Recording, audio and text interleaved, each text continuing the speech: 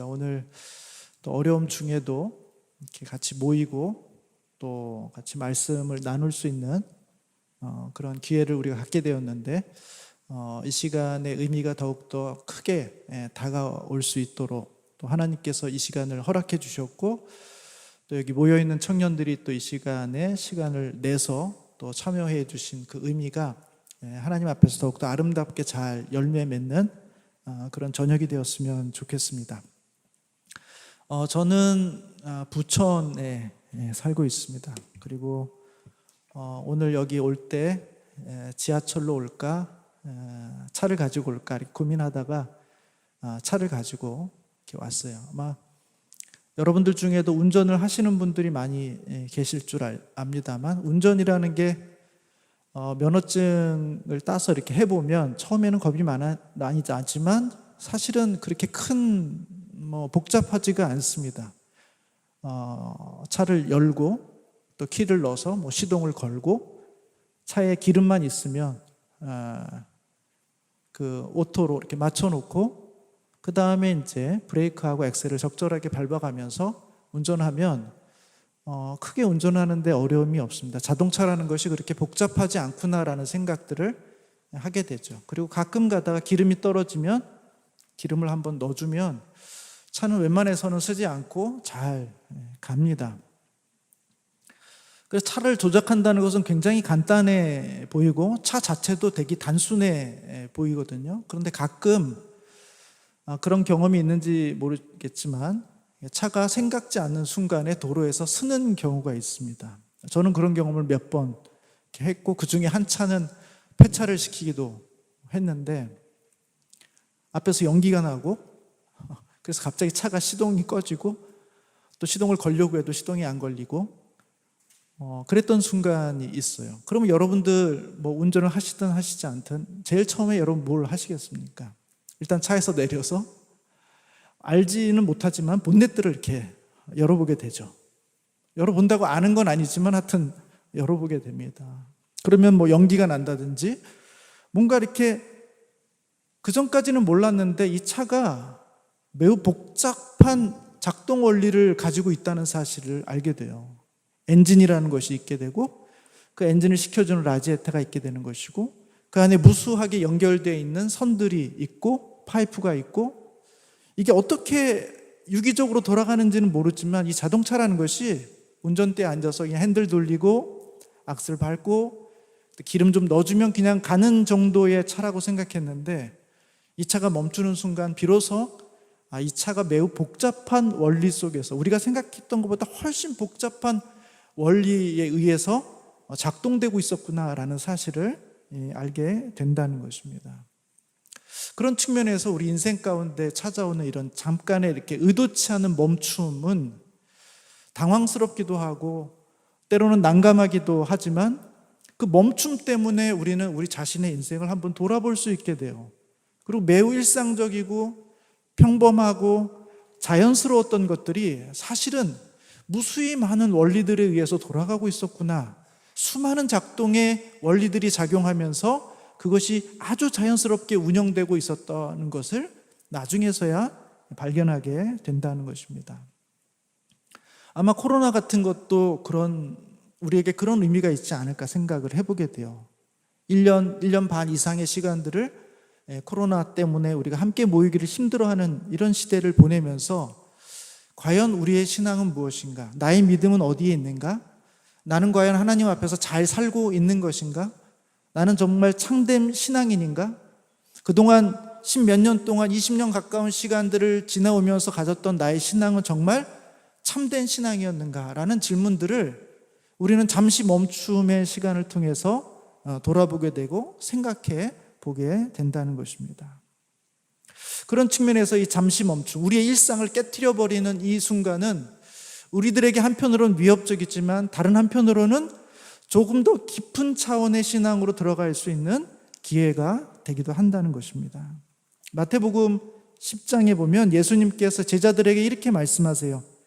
내가 세상에 화평을 주러 온 줄로 생각하지 말라. 화평이 아니요 검을 주러 왔노라 이렇게 말씀하세요. 주님은 이 땅에 오실 때 그냥 우리들을 얼레고 달래고 좋게 해주고 편안하게 해주고 모든 문제를 다 해결해주기 위해서만 오신 게 아니라 화평을 위함이 아니라 내가 너희들 가운데 검을 주기 위해서, 그래서 너와 너희 아버지가 갈등하게 되고 딸이 어머니와 갈등하게 되고 며느리가 시어머니와 갈등하게 되는 전에 없던 긴장과 갈등을 만들어내게 하기 위해서 내가 이 땅에 왔다라고 우리 주님은 말씀하고 있다는 것입니다. 자연스럽던 우리의 일상을 멈추게 만드는 것, 뭔가 이전과는 다른 어떤 자극이 있고 이전에 살던 방식으로는 계속 살아갈 수 없는 자극을 주시고 환경을 만들어 주시는 것이 어떤 면에서는 우리 주님께서 이 시대에 우리 가운데 주시는 일일 수도 있고, 그것을 통해서 우리 자신을 돌아보고 오늘 이 주제처럼 다시 우리가 가야 될 곳, 원래 있어야 될 곳, 그곳은 어디인가를 생각해 볼 수 있는, 또 적절한 위치를 찾아갈 수 있는 기회가 된다는 것입니다.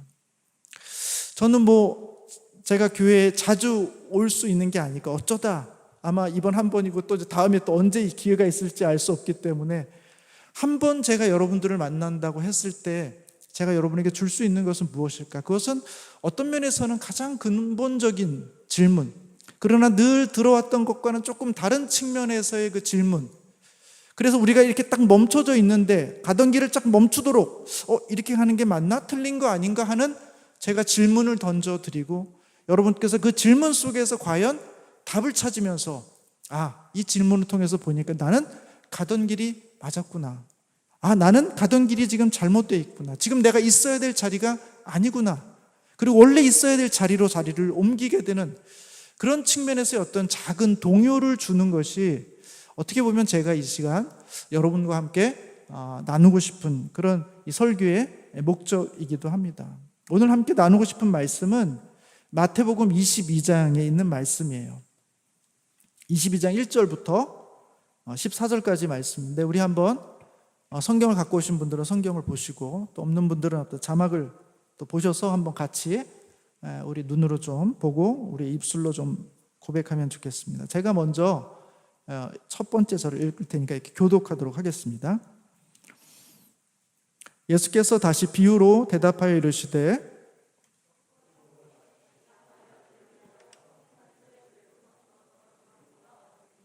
그 종들을 보내어 그 청한 사람들을 혼인잔치에 오라 하였더니 오기를 싫어하거늘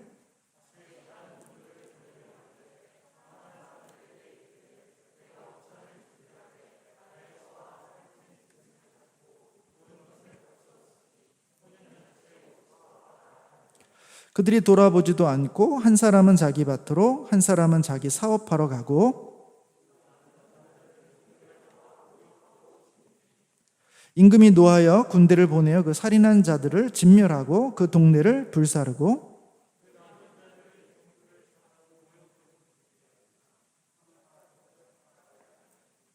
내 거리 길에 가서 사람을 만나는 대로 혼인잔치에 청하여 오라 한데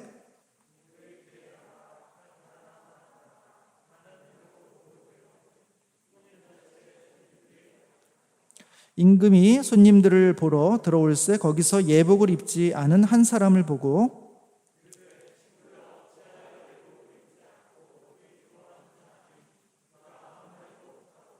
임금이 사환들에게 말하되 그 손발을 묶어 바깥 어두운 데에 내던지라. 거기서 슬피 울며 이를 갈게 되리라 하니라. 청함을 받은 자는 많되 택함을 입은 자는 적으니라. 네, 오늘 이 비유는 아마 여러분들이 많이 들어보셨음직한 그런 비유의 내용입니다.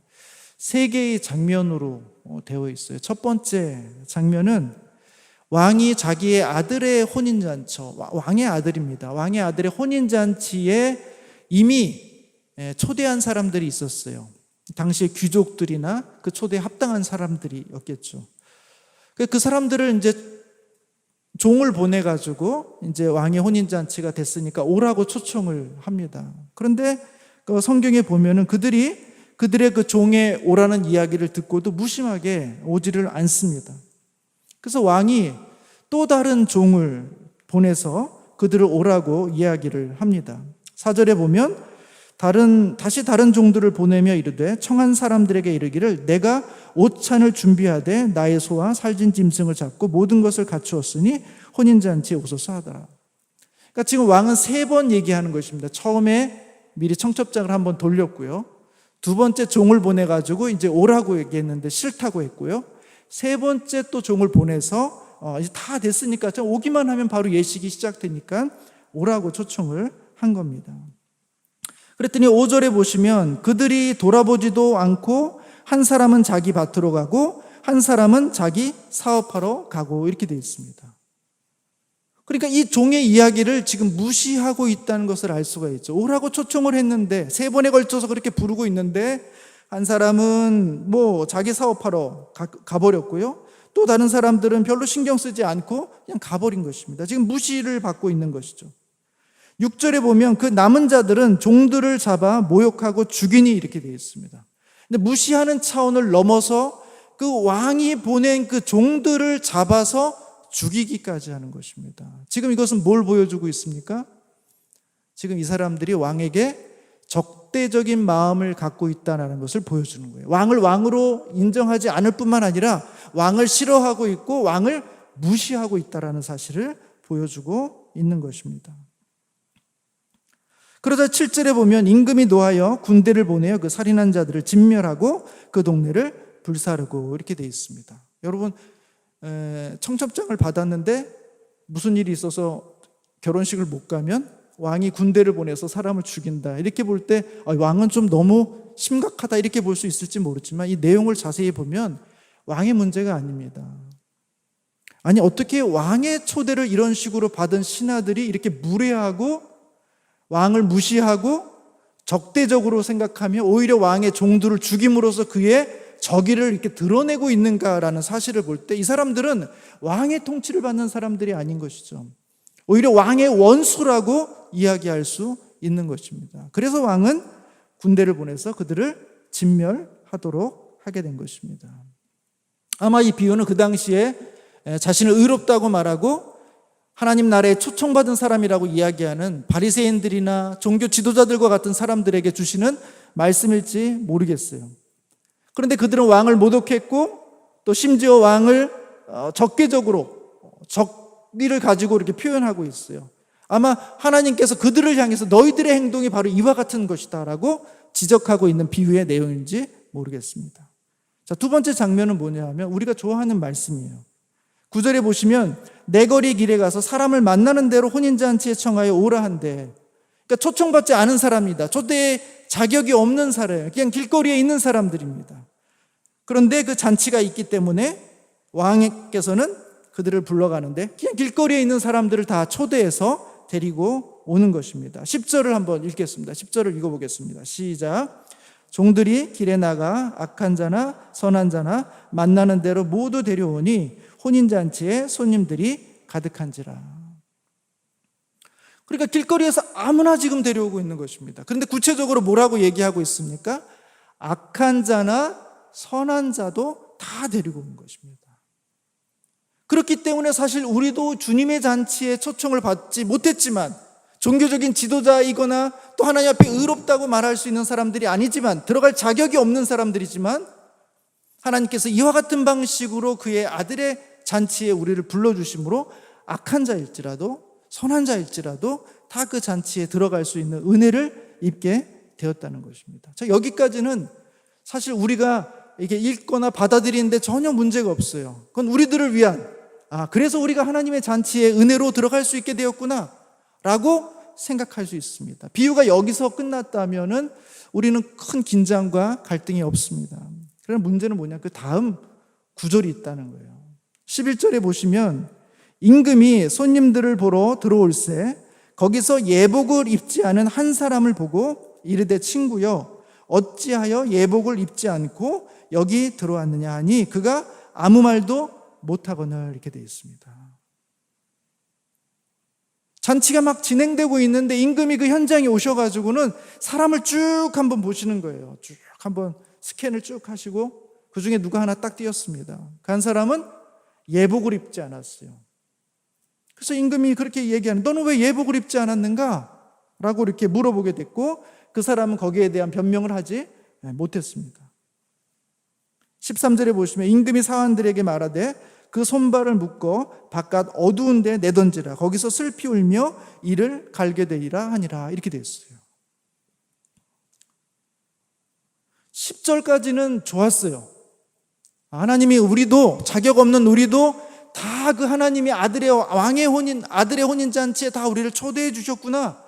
그래서 자격 없는 우리도 들어갈 수 있게 됐구나. 그 혜택을 볼 수 있게 됐구나 라고 생각했는데, 문제는 거기 들어온 모든 사람들이 끝까지 남아있는 것이 아니라 임금이 굳이 거기를 한번 쭉 둘러보시고 굳이 한 사람을 정해서 너는 왜 예복을 입지 않았느냐 하고는 그 한 사람을 거기서 빼내오다는 것입니다. 그리고 바깥 어두운 데로 내쫓는다라는 것입니다.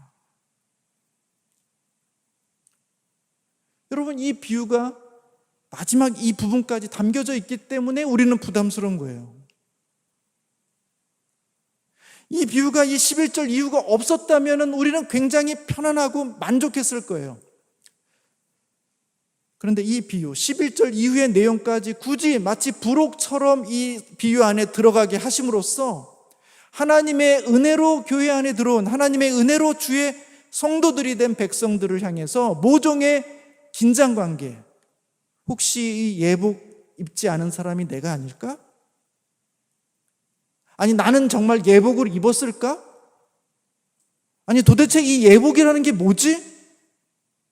하나님의 은혜, 하나님의 구원에는 조건이 없다고 하는데 이 예복이라는 이 조건은 과연 무엇인가 하는 질문을 우리 스스로에게 던지게 되고, 과연 이 질문에 대한 답을 찾을 때까지 우리는 마음의 긴장을 놓치지 않을 수 없는 것이죠. 여러분, 이 예복이라는 게 무엇일까요? 설교의 마지막 부분에 가서 그 부분을 좀 같이 나누려고 합니다. 여러분, 설교 듣는 중에 과연 그것은 무엇일까 한번 여러분 스스로 한번 질문을 좀 던져보세요. 여러분, 이게 왜 중요하냐면 이 비유가 단순히 정말 결혼식장에 가냐 안 가냐 이런 비유가 아니라 22장 2절에 보시면 이렇게 돼 있거든요. 천국은 마치 자기 아들을 위하여 혼인잔치를 베푼 어떤 임금과 같으니, 이렇게 돼 있습니다. 이 비유가 단순한 비유가 아니라 천국에 대한 비유라는 것입니다. 하나님의 나라에 대한 비유라는 것입니다. 구원과 관련된 비유라는 것입니다. 그런데 그 하나님의 나라 천국이 누구와 잔치를 베푼 임금과 같다고 했으니까 이 임금이 어떻게 행동하는가가 이 천국이 가지고 있는 특성을 잘 반영해주고 있단 말이에요. 근데 임금이 그냥 길거리에 있는 사람을 다 데리고 오는 것으로 끝내는 게 아니라 임금이 굳이 예복 입지 않은 한 사람을 찾아내가지고 그를 밖으로 내쫓는 것까지가 이 비유의 전체란 말이죠. 그렇기 때문에 우리는 사실 이 비유를 볼 때마다 마음의 긴장과 두려움을 갖지 않을 수 없다라는 것입니다. 여러분, 재밌는 것은 성경의 다른 곳들에도 이런 식으로 이 천국을 비유하는 일들이 많다는 거예요. 그러니까 천국에 대한 이 특징은 22장에만 나오는 고유한 특징이 아니라 다른 천국의 비유에서도 보면 이와 같은 패턴을 보여주고 있다는 거예요. 여러분, 마태복음 13장을 한번 보십시오. 마태복음 13장 보시면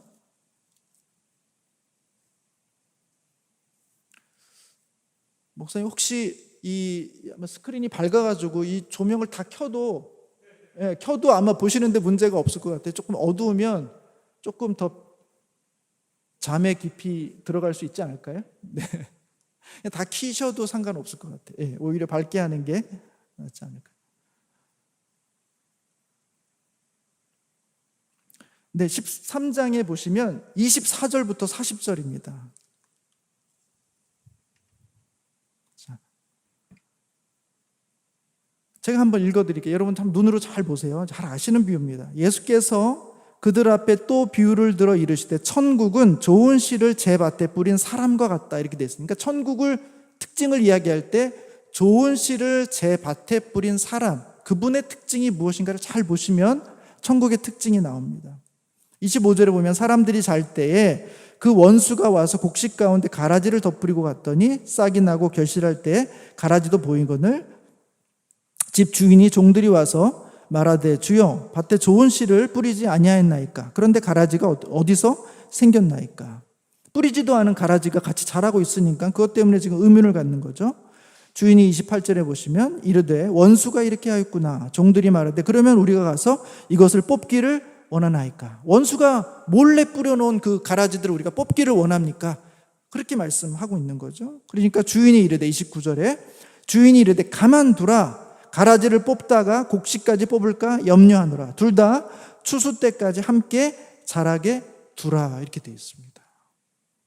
그러니까 이 주인은 좋은 씨를 뿌렸는데 그 좋은 씨 의도치 않게 원수가 가라지를 함께 뿌리는 바람에 그 주인의 밭에 좋은 씨와 함께 가라지가 함께 자라게 되는 것을 알게 됐어요. 지금 여기에 문제가 있다는 것을 알고 있어요. 여기에 하나님의 좋은 씨만 있는 게 나쁜 씨도 함께 있다는 사실을 알게 됐어요. 그래서 종들이 이거 빨리 뽑아내야 되지 않습니까? 이렇게 묻고 있는 거예요. 그런데 이 주인은 뭐라고 합니까? 가만두라고 이야기합니다.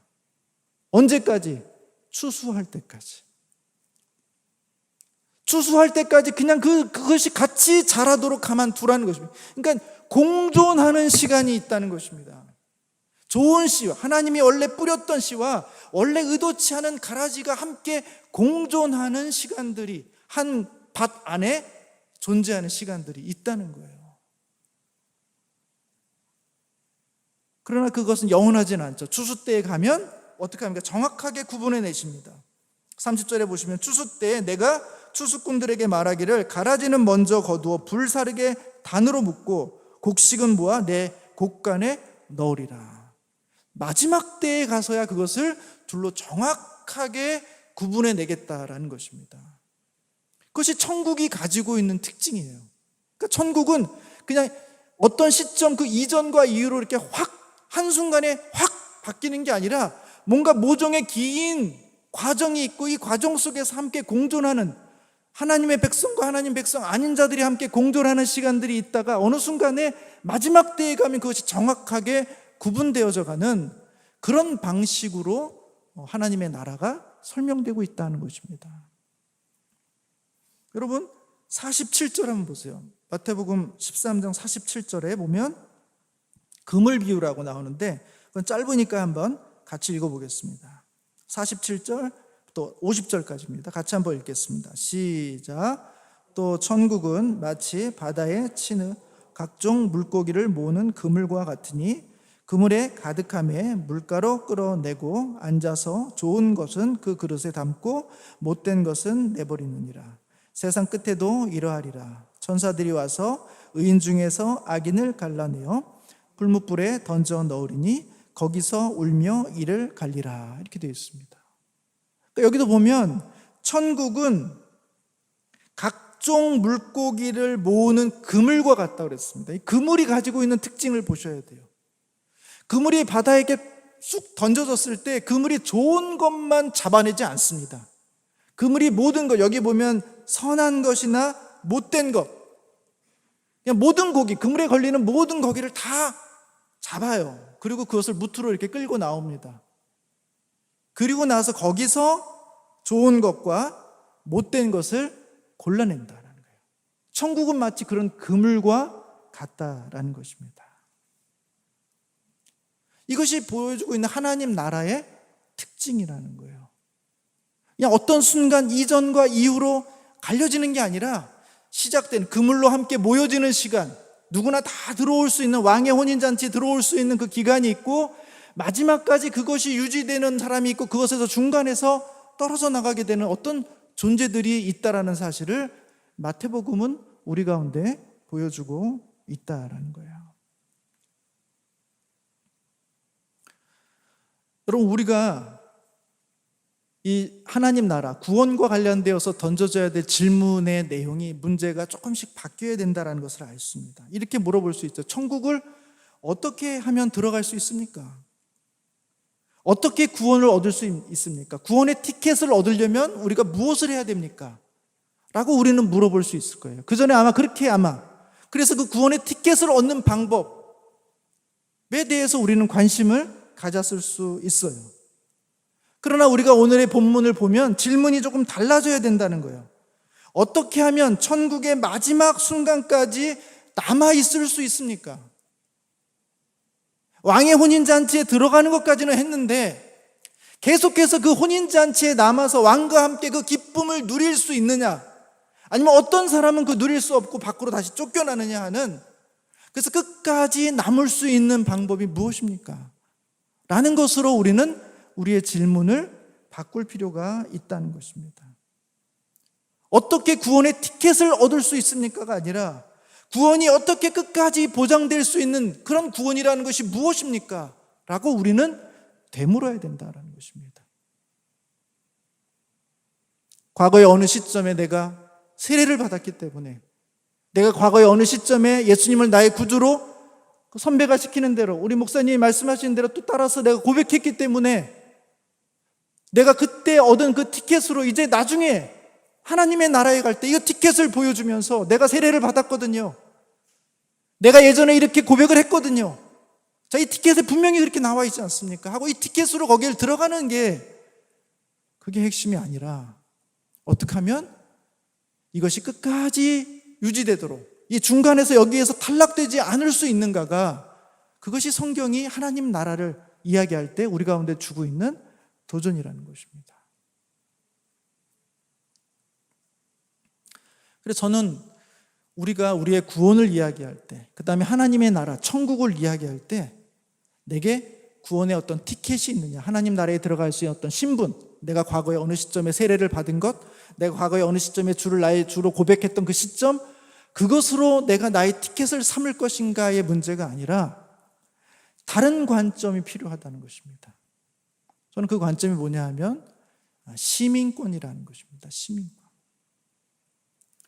아마 요즘 여러분들은, 웬만한 분들은 다 해외에 한두 번씩 아마 다녀오신 분들이 있을 거예요. 그리고 요즘은 그렇게 가는 것이 그렇게 옛날처럼 그렇게 크고 어려운 일들이 아니게 되었습니다. 그럼 여러분이 이제 해외에 가시게 되면 대부분의 국가는 이제 비자가 없는 무비자로 이렇게 들어갈 수 있는데, 들어갈 때 보면은 입구가 달라져. 그 입국 신고를 하는 곳이 다릅니다. 하나는 그 원래 시민들이 들어가는 곳이 있고, 관광객들이, 비자를 가지고 있는 사람들, 내지는 무비자지만 외국인들이 들어가는 그 신고하는 곳이 따로 있습니다. 보통 우리는 어디로 갑니까? 국내에 들어오는 일이 아니라면 외국인 줄에 서서 거기서 이렇게 들어가게 되는 것이죠.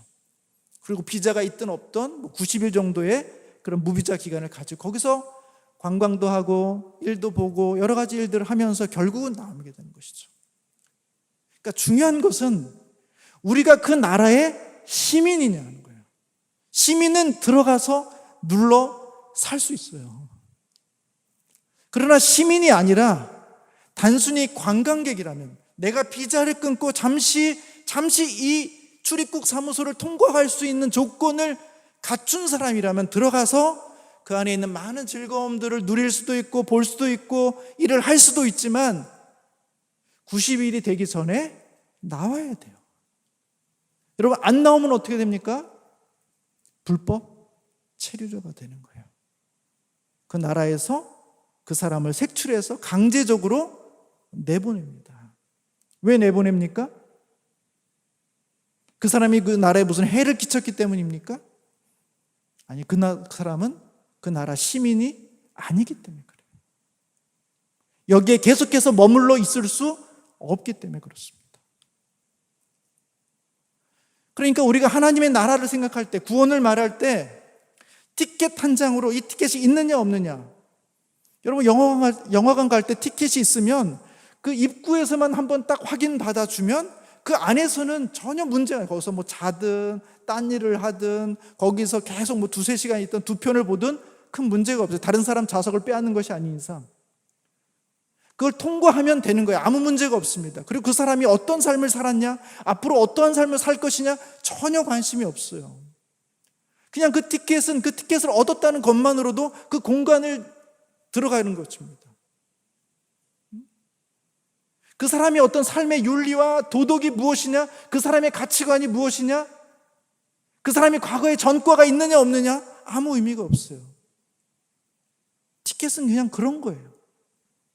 그러나 하나님 나라의 백성이라는 것은 그런 티켓과 같지 않다는 것입니다. 시민권이라는 거예요. 여러분, 시민권과 그다음에 관광 비자를 가지고 들어간 사람들의 다름이 무엇입니까?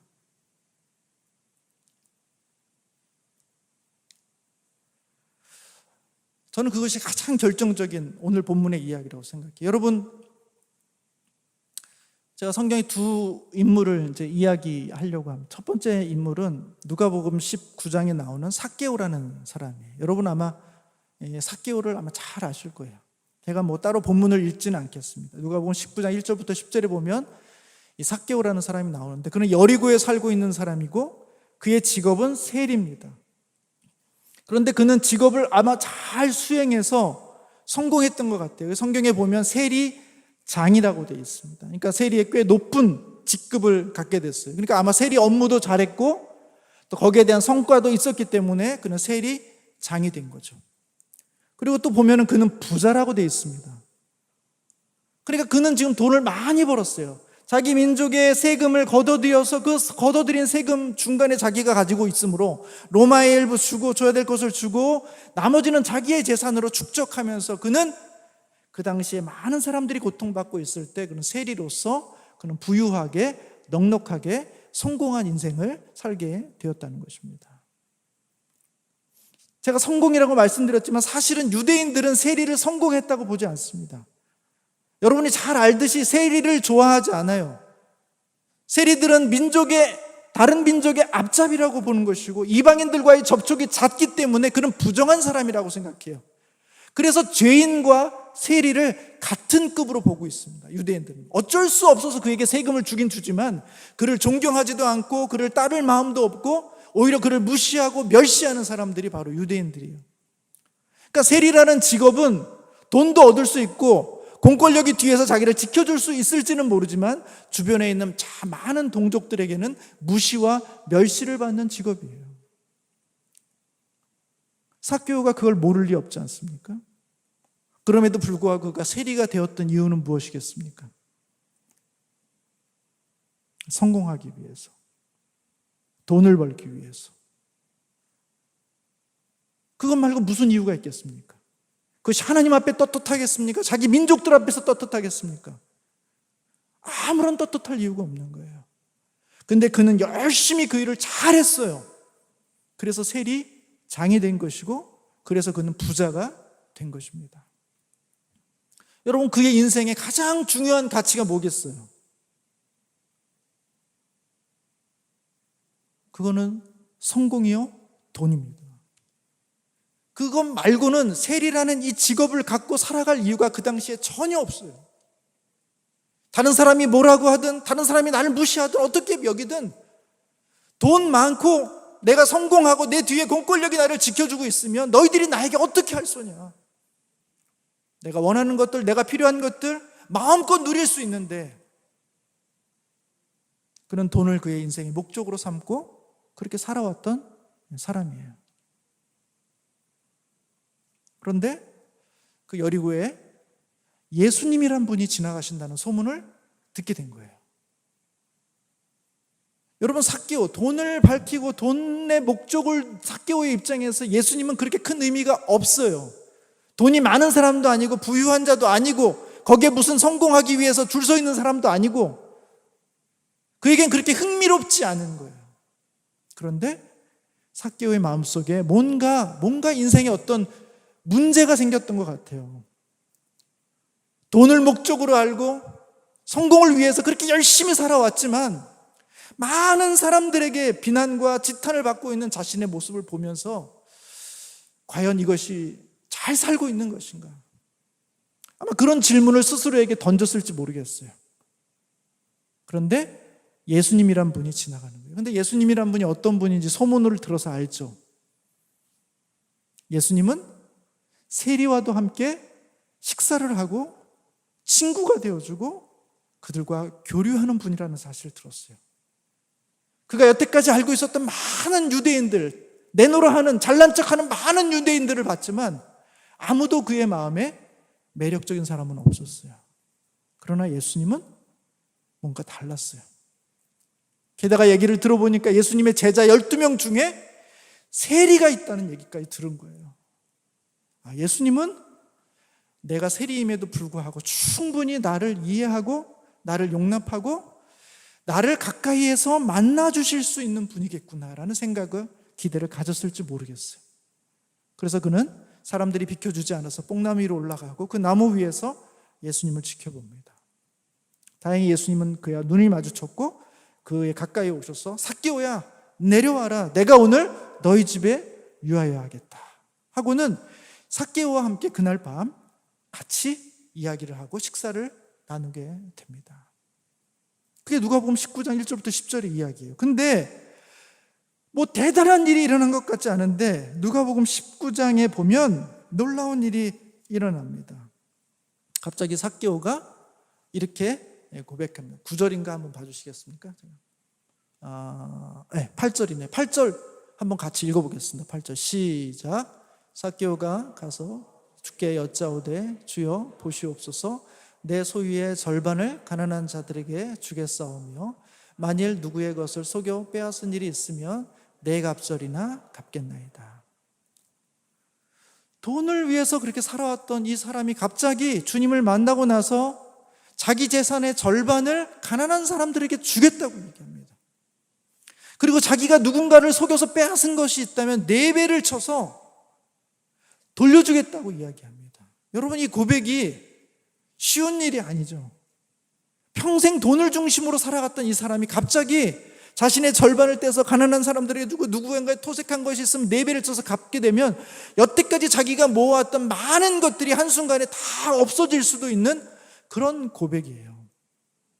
그런데 그런 고백을 지금 주님 앞에 하고 있는 것입니다. 여러분, 지금 삭개오는 달라졌어요. 뭐가 달라졌습니까? 그 인생의 가장 중심에 있었던 그 돈, 성공, 그것이 더 이상 주님 앞에서 아무것도 아니라는 사실을 발견하게 된 거예요. 이것이 나에게 그렇게 큰 의미가 없는 것이라는 사실을 그는 발견하게 된 겁니다. 그렇지 않고서야 삭개오가 어떻게 갑자기 이런 고백을 할 수 있겠습니까? 그때 주님께서 이 삭개오에게 이렇게 말씀하십니다.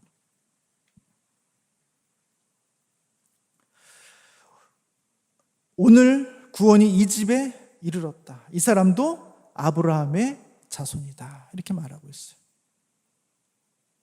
그 인생의 가장 중심에 있었던 돈, 성공이 내려오고 예수님께서 그 자리로 들어가는 순간, 그래서 삶이 완전히 새롭게 정리되는 순간 주님께서는 구원이 오늘 이 가정에 임했고 이 삭개오조차도 아브라함의 자손, 하나님의 백성이라고 예수님은 말씀해주고 있는 것입니다.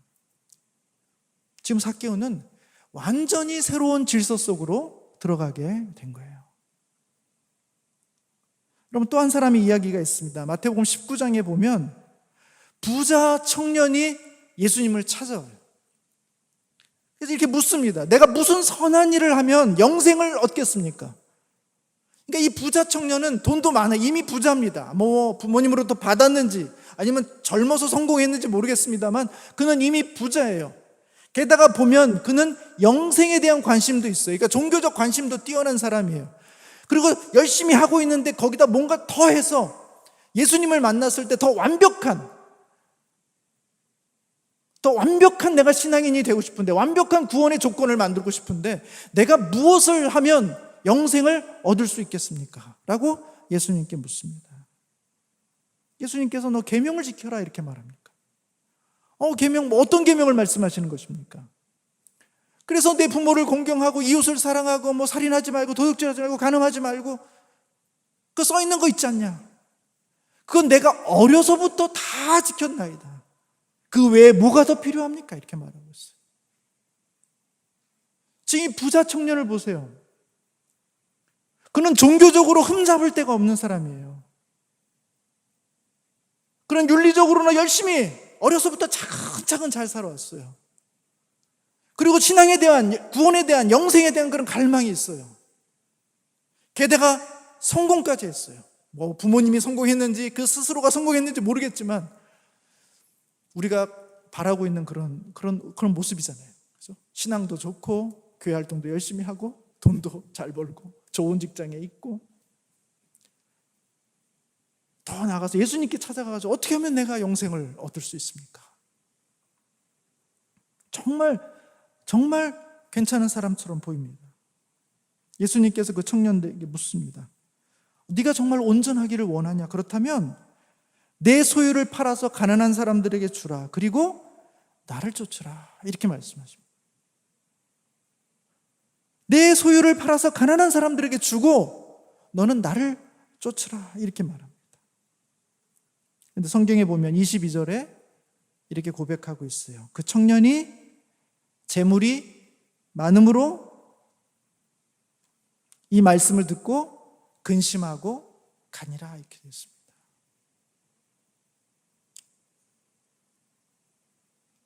이 청년은 정말 종교적으로 아주 괜찮은 그런 사람이었으나 사실 그 삶의 중심에 무엇이 있었던 것입니까? 그의 재물이 있었던 거예요. 재물. 제가 재물과 성공을 이야기하고 있지만 사실 우리 인생의 주인이 과연 누구냐는 거예요. 자기 자신을 실현하는 것, 자기가 최종적인 결정권을 갖고 있는 것, 그래서 자기가 하고 싶은 모든 것을 마음껏 할 수 있는 것을 가장 우리 인생의 중심에 둔 사람은 결코 하나님이 그 인생 속으로 들어갈 수 있는 방법이 없다는 거예요. 삭개오가 구원을 얻을 수 있었던 것, 삭개오가 아브라함의 자손이라고 말할 수 있는 것은 지금까지 그의 인생의 중심에 있었던 그 자기 자신의 그 욕망, 돈과 성공의 그 욕망이 그 자리에서 내려오고 거기에 예수 그리스도가 하나님이 그 자리에 올라가게 하심으로써 그의 인생 속에 참다운 질서, 참다운 하나님의 백성, 하나님을 왕으로 섬기는 그런 참다운 백성의 모습이 드러나게 된 것이에요. 반면에 이 부자 청년은 가장 그럴듯한 종교적인 삶과 신앙적인 삶의 모습을 다 갖고 있었지만 가장 결정적으로 그 인생의 주권, 인생의 그 왕 되시는 그 주권에 돈이 있다는 사실을 결코 내려놓지 못하고 그는 근심하며 돌아가게 되었다는 것입니다.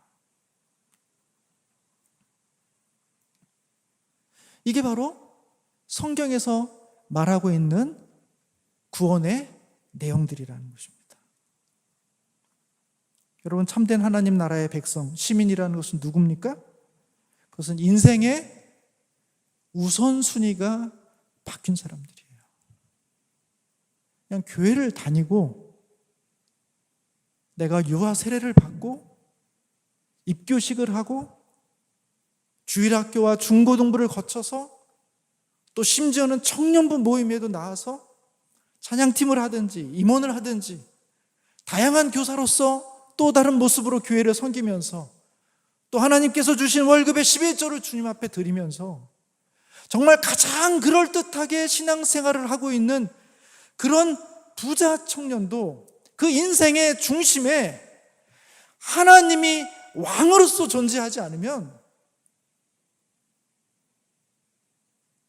우리의 활동 반경이 언제나 교회 안에 있다고 한들 결국 하나님께서 우리를 쭉 한번 보시고 나서 야, 너는 이 왕의 아들의 혼인잔치에 있지만 너는 내게 적합하지 않구나 하고는 결국은 밖으로 건져내신다는 것입니다.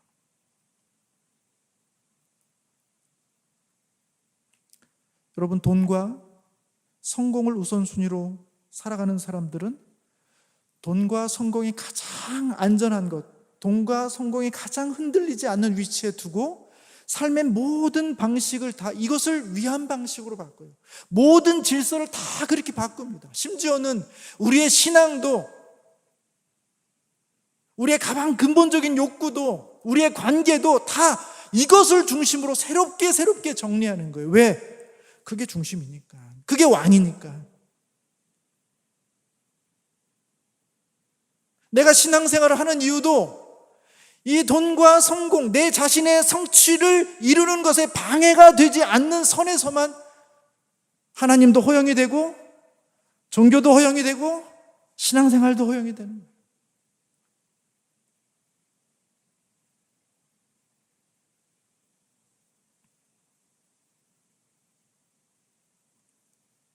하나님의 나라는 반드시 이런 사람들을 색출해냅니다. 그리고 마지막까지 그 마음의 생각을 버리지 않고 새롭게 변화되지 않으면 마지막 순간 추수 때에 알곡은 주님의 곳간에, 가라지는 모아서 불 가운데 던지게 되는 거죠. 가라지가 알곡이 되는 경우도 없고 알곡이 가라지로 놓침을 받는 경우도 없습니다. 운명을 이야기하는 게 아니에요. 숙명적인 이야기를 하는 게 아닙니다. 여러분이 이 밭에 있는 동안 어떤 결정을 하고 살아가느냐, 누구를 왕으로 모시고 살아가느냐에 따라서 우리의 운명은 하나님의 나라에서 갈라지게 된다는 것이에요. 사랑하는 우리 귀한 청년 여러분, 하나님은 여러분들에게 어떤 존재십니까?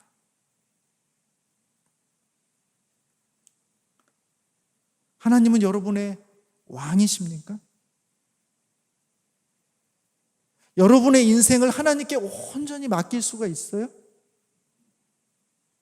내 인생의 주인이 하나님이시다. 하나님, 내 인생을 백지로 하나님 제가 주님께 드립니다. 내 계획이 있지만 이거 하나님 그대로 안 돼도 괜찮습니다. 내 갈망이 있고 내 성공에 대한 스토리가 있지만, 그 계획이 있지만 하나님, 그건 내 계획이고 하나님이 나를 원하신다면, 하나님의 방식으로 가장 적절한 길로 나를 인도하신다면 하나님, 나는 기꺼이 따르겠습니다. 왜냐하면 내 인생의 주인은 내가 아니고 하나님이심을 제가 믿습니다. 그와 같은 고백이 우리 안에 있습니까? 여러분이 어떤 직장을 가느냐, 어떤 대학을 다니느냐, 얼마나 많이 돈을 벌고 얼마나 안정적으로 삶을 살아가느냐, 사실 그것은 그렇게 하나님 앞에서 큰 의미가 없을지 몰라요. 우리는 어떠한 모습으로든지 하나님 앞에서 하나님의 백성답게 살 수 있어요. 하나님을 왕으로만 보신다면.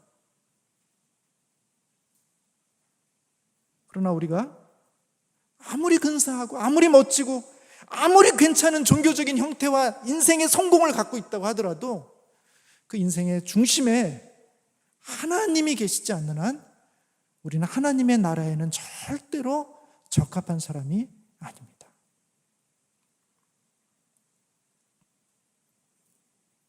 하나님이 여러분의 인생에 있으나 마나한 존재는 아니십니까?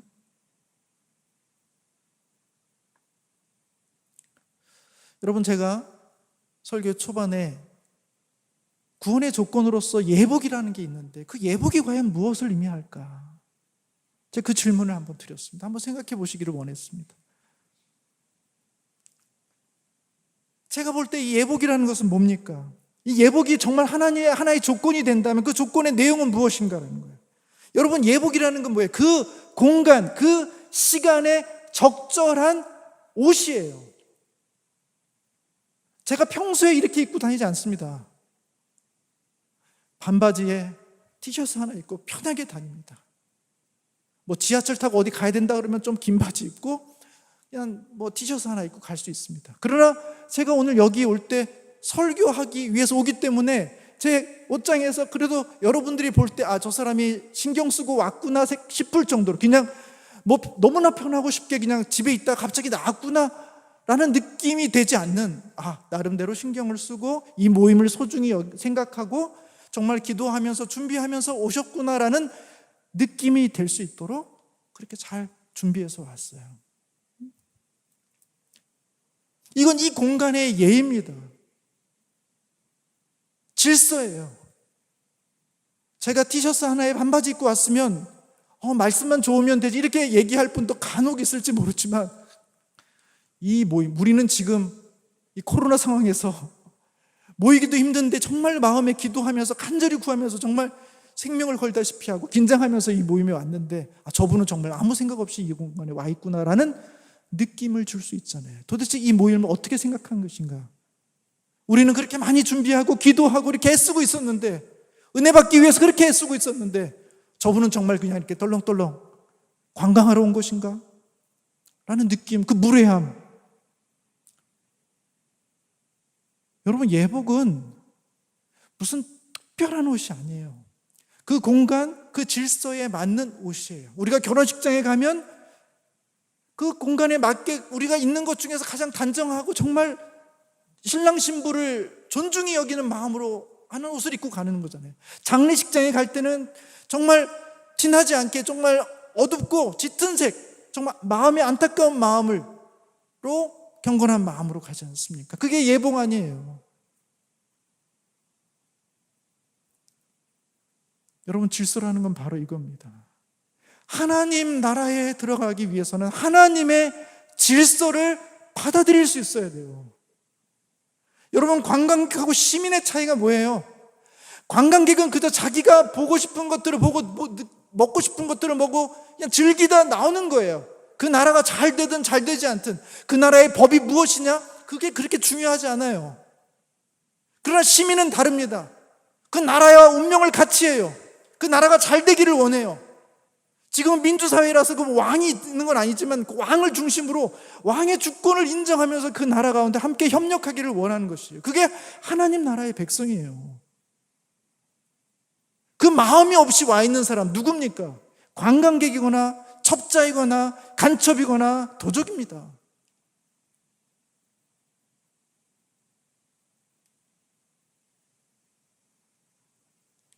예복이라는 건 뭡니까? 우리 인생의 새로운 질서를 받아들이는 거예요. 내가 주인이 아니다. 돈과 성공이, 세상이 가르치고 있는 저것이 우리 인생의 주인이 아니다. 내 인생의 주인은 나를 지으시고 나를 위해서 십자가에 죽으신, 그리고 나를 대속하신, 나를 핏값으로 사신 예수 그리스도가 내 인생의 주인이다 라는 그 진실한 고백과 거기로부터 파생되는 모든 주님의 그 질서들을 내가 충분히 받아들이겠습니다 라는 고백과 함께, 우리가 아직 완벽한 시민은 아니지만 우리가 할 수 있는 범위 안에서 하나님의 인도하심과 성령의 도우심과 가르침 속에서 그 나라의 백성답게 살아가려고 애쓰고 수고하는 자, 그들이 바로 하나님의 백성일 수 있는 것입니다.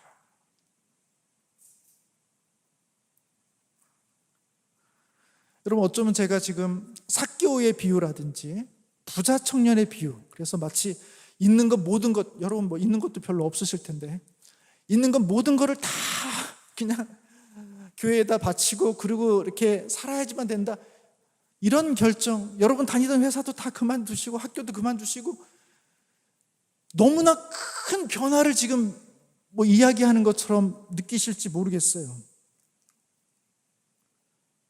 나는 그러고 싶지 않은데, 나는 그렇게까지는 아닌 것 같은데. 여러분, 이것은 억지로 하는 게 아닙니다. 여러분, 이제 한두 구절만 더 보고 마치려고 하는데요. 마태복음 13장 한번 보세요. 마태복음 13장 44절입니다.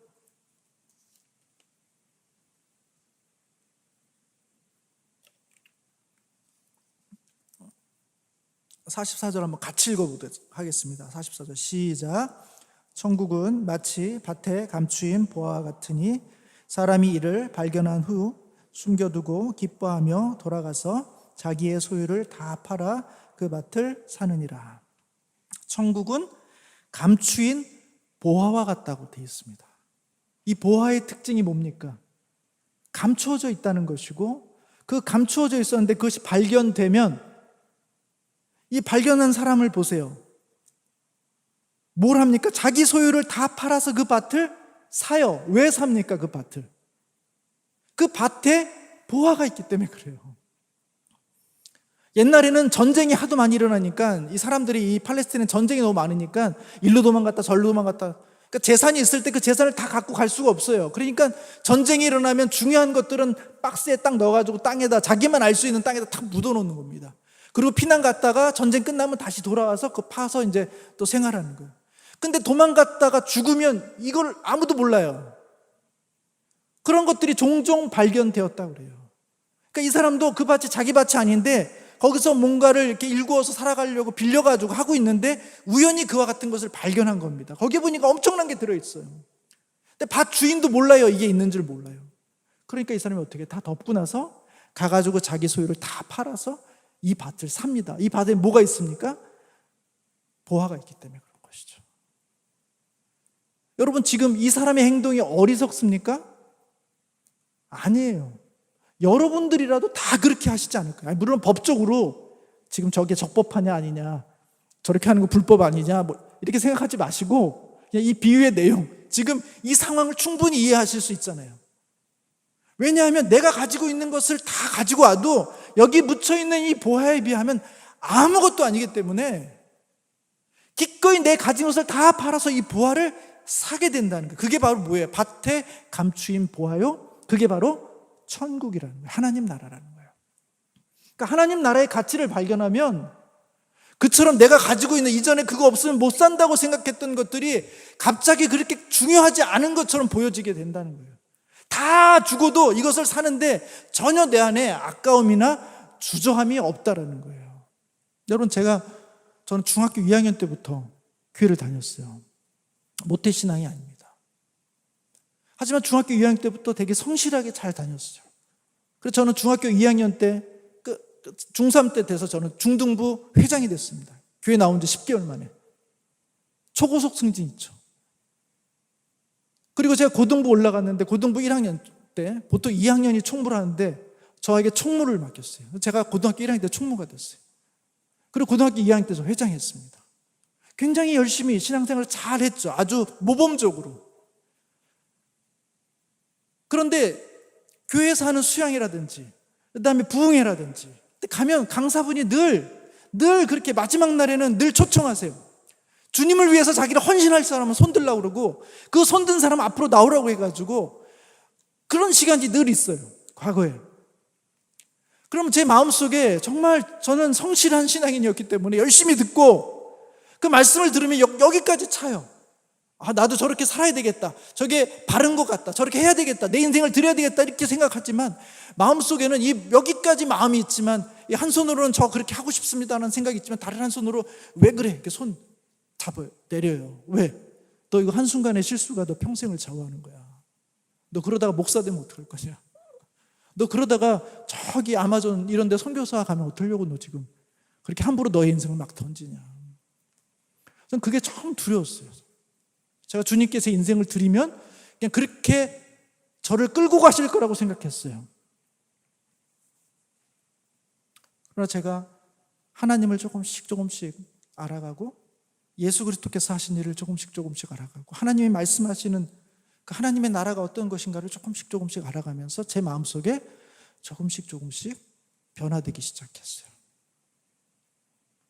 가만히 보니까 제가 그 당시 나이가 21, 22 아주 어린 나이에 불과했지만 저도 저의 인생의 미래를 책임질 수가 없더라고요. 내가 뭐가 하고 싶은 것들이 있고 저렇게 됐으면 좋겠다 하는 것이 있지만 실제로 그것이 내가 정말 좋아해서 그런 것인지 아니면 다른 사람들의 요구에 의해서 그런 것인지 정확히 알 수가 없어요.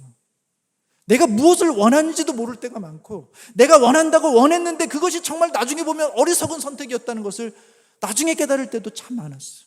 제가 오늘 저녁도 장로님께서 식사를 대접해 주셨는데 마지막에 짜장면을 먹을 것이냐 짬뽕을 먹을 것이냐, 제가 분명히 짜장면을 먹어야 되겠다고 결정을 하면서도 마지막에 짜장면을 얘기할 때 짬뽕 먹을까? 하는 생각을 한 번 하고 아니야 나 짜장면 먹으려고 했었어 해가 짜장면 먹었단 말이에요. 사람의 선택이라는 것, 감정이라는 것이 그렇게 무엇인가를 하나를 정하는 게 무엇이 진짜 내 마음인지를 정확하게 알 수 없을 때가 너무나 많은데, 그리고 내 인생을 내가 미래를 책임질 수가 없는데 왜 나는 내 인생의 주인이 돼서 내가 스스로 주인이 돼서 나를 이끌어가는 것이 가장 현명하고 좋은 것이라고 생각했을까? 하나님은 나를 사랑하시고 하나님은 나를 위해서 십자가에서 아들을 죽게까지 하셨는데 나를 누구보다도 정확하게 아시고 나의 미래도 아시고 과거도 아시고 내가 무엇을 좋아하는지 무엇을 싫어하는지 하나님께서 모든 인생의 모든 과정들을 다 아시는데 왜 그분 앞에 내 인생을 맡기지 못하고 마치 내가 내 인생의 주인인 것처럼 붙잡고 앉아서 그렇게 매 순간 매 순간 두려움과 염려와 걱정으로 살아가고 있을까? 제가 그런 생각을 하게 됐어요. 어느 수양의 저녁 집회 때 저는 그날 저녁에 정말 기쁨으로 제가 손을 들고 앞으로 나갔어요. 그리고 하나님께 고백했습니다. 하나님, 제 인생을 하나님께 맡기겠습니다. 제 인생의 주인은 하나님이십니다. 저는 두렵지도 않고 저는 손해라는 생각도 안 들고 어쩌면 하나님께서 나를 목사나 선교사로 저 멀리 보내게 될지 모르겠지만 서로 하나님께서 저를 그렇게 보내신다 하더라도 하나님께서 제 안에 충분히 저를 설득하셔서 저로 그렇게 가는 것이 맞다라고 그것이 기쁨으로 받아들일 수 있을 때까지 저를 설득하신 후에 하나님께서 내가 자원함으로 그 길을 갈 수 있도록 하실 것이라는 믿음이 있었어요. 억지로 나를 개 끌듯이 끌고 가면서 그렇게 하시지 않을 것이다. 그리고 나에게 가장 적절한 곳으로 인도할 것이다 라는 그런 믿음이 제 안에 있었어요. 그러고 나니까 하나님께 제 인생을 드리는 것이 너무 쉬웠어요. 그게 거의 한 30년 전 일입니다. 저는 그때 이후로 한 번도 제가 그때 한 번 더 참았어야 되는데 라는 생각을 해본 적은 없어요. 정말 하나님께서 저에게 가장 적절한 길로 인도하셨다고 생각해요. 여러분이 목사가 되거나 선교사가 되라는 말씀을 드리는 건 아니에요. 그럴 생각도 없으시겠지만 여러분보다 여러분을 잘 아시는 분은 하나님이세요.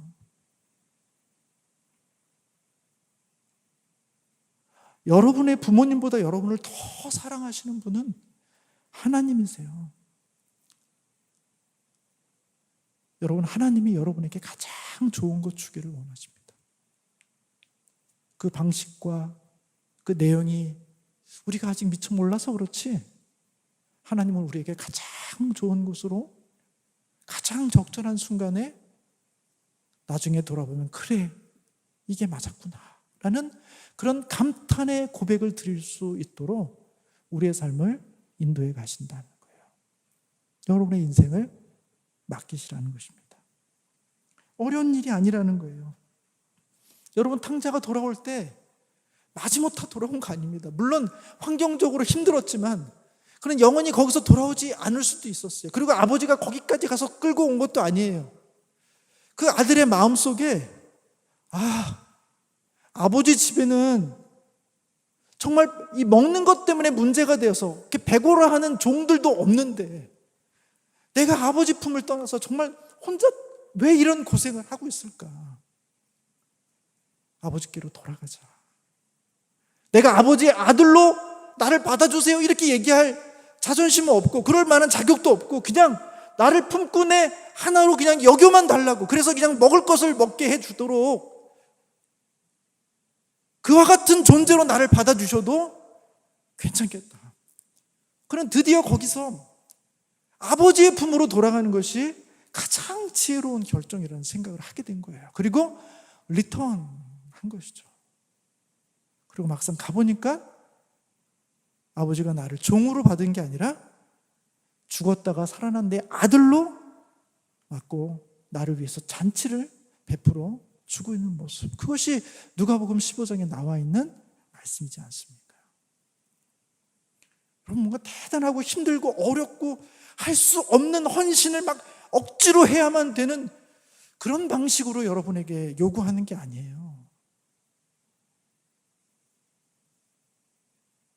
하나님이 어떤 분이신가? 하나님이 여러분에게 하신 일이 무엇인가? 그리고 하나님이 여러분을 하나님의 나라로 초대해서 여러분에게 주고 싶은 것이 무엇인가를 생각해 보시고 성경을 통해서 살펴보시고 그분께 내 인생을 맡기는 것이 가장 참 지혜로운 것이구나 라는 판단이 들면 아낌없이, 주저함 없이 분께 여러분의 인생을 맡겨드리세요. 그게 하나님의 백성이 되는 것이고 하나님의 예복을 입는 것이고 하나님의 구원에서 떨어지지 않는 하나님의 방법이라는 것입니다. 제가 티켓 입장권 얘기 드렸고 시민권 얘기 드렸는데 하나의 티켓만 더 말씀드리고 마칠게요. 제가 지난 봄에 부산에 일이 있어서 가게 됐습니다. 부산에 이제 KTX를 타고 가는데 여러분 아마 열차 다 타보셨을 테니까 어떻게 하면 됩니까? 뭐 코레일 어플 이렇게 해가지고 인터넷으로 해가지고 매표 하면 되죠. 표 사서 좌석 끊고 그리고 이제 갑니다. 뭐 종이 같은 거 필요 없죠. 그냥 어플만 이렇게 가지고 가면 되죠. 여러분 서울역 가서 기차 탈 때 표 보여주나요? 들어갈 때 아무도 제지하지 않습니다. 열차 탈 때 그 승무원들이 있지만 여기가 어디 가는 차라고 알려주지 뭐 표 검사하지 않습니다. 그냥 타요. 아니 내가 표를 샀는지 안 샀는지도 모르고 내가 어디까지 가는지도 모르는데 이 사람들이 이렇게 막 태워도 되나? 검사를 안 해요. 그럼 이제 타죠. 그럼 저는 뭐 표를 샀으니까 그 좌석에 가서 이렇게 앉아 있습니다. 그리고 목적지에 도달할 때까지 이 승무원이 왔다 갔다 하면서 저한테 표를 보여달라는 얘기도 안 해요. 그리고 내릴 때 뭐 표를 확인하지도 않아요. 나갈 때 아무것도 없어요. 그냥 서울에서 부산까지 가는데 아무도 누구도 표를 보여달라고 하지 않습니다. 그러면 이거 표도 안 사고 부산까지 갈 수 있는 거 아닌가? 아니 대전까지만 끊고 양심은 있으니까 부산까지 가도 되는 거 아닌가? 그런 생각할 수 있죠. 그러니까 누구나 다 탈 수 있게 해놨어요. 근데 재밌는 것은 내 좌석에 표를 끄는 사람이 그 좌석에 앉아있을 때는 검사를 안 합니다. 그런데 그 자리는 표 예매가 되지 않았는데 누군가 앉아있으면 승무원이 어떻게 합니까? 저 자리는 비어있어야 되는 자리인데 누가 앉았네? 그리고 이제 표를 좀 보여달라고 하는 거죠. 물론 속이고자 작정한다면 뭐 계속해서 서울서 부산까지 계속 서 있으면 아마 검사 안 할지도 모르겠죠.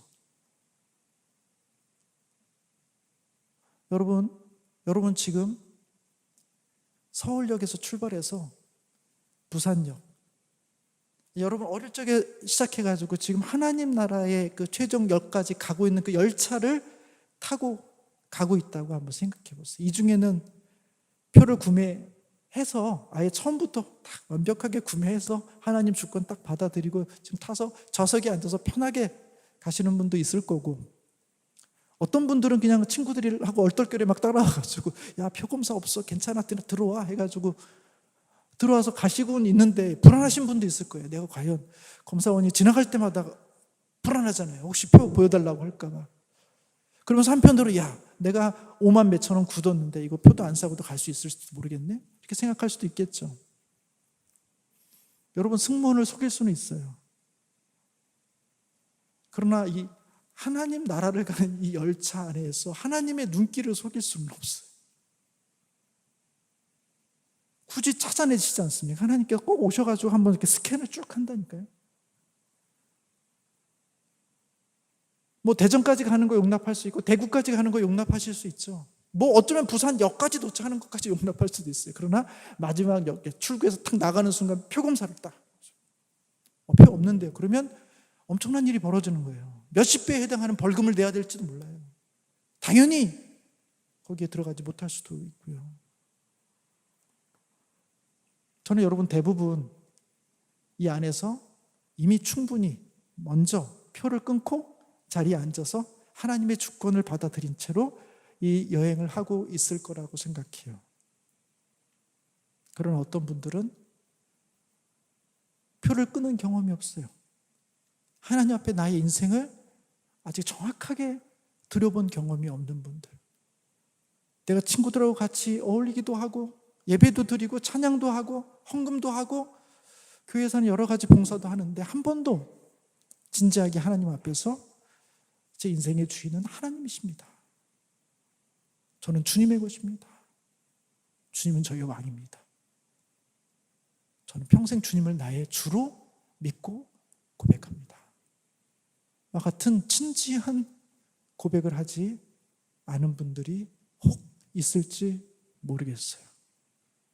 여러분 마음에 혹시 내가 그런 사람이라면 지금이 좋습니다. 표 없이 탔더라도 지나가는 승무원에게 말씀하시면 제가 급하게 타느라고 얼떨결에 타느라고 표를 못 샀는데 사실은 제가 부산역까지 가려고 합니다. 지금이라도 제가 표를 구매할 수 있을까요? 얘기하면 승무원이 물론입니다. 카드로 결제하고 부산역까지 마음 편하게 가실 수 있도록 표를 만들어줘요. 어쩌면 지금 우리는 그 열차 안에 있는지 모르겠습니다. 여러분 오늘 이 시간을 통해서 그리고 앞으로의 여러분의 신앙의 여정을 통해서 이 질문을 하시고 주님을 나의 인생의 주인으로 모시고 평생 하나님과 함께 이 하늘나라의 그런 놀라운 백성의 시민의 복을 누리시는 우리 청년들이 되시기를 주님의 이름으로 축원합니다. 우리 한번 잠깐 기도할까요?